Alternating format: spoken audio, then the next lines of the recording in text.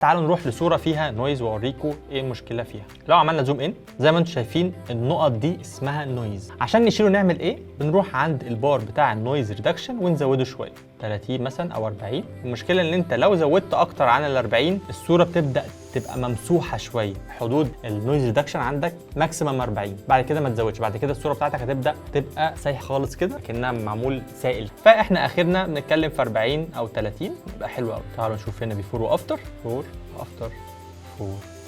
هل عندنا شكل تاني للنويز؟ عندنا حاجه اسمها الكالر نويز. النويز ريدكشن اللي احنا عملناه ده خاص بالاضاءه، زي ما انتم عارفين كل حاجه بتبقى اضاءه والوان. في نويز الالوان تحت حاجه اسمها كالر، هنا هي معموله باي ديفولت 25 ولكن انا هشيلها خالص صفر. زي ما انتم شايفين هنا البيكسلز فيها الوان بايظه زي الالوان دي. لو رجعنا عشان نشوفها اكتر انا خليت الكالر نويز صفر اهو. طب لو زودته طبعا وضح الموضوع كده من غير كالر نويز ريدكشن، كده بالكالر نويز ريدكشن. فور افتر بيفور وافتر.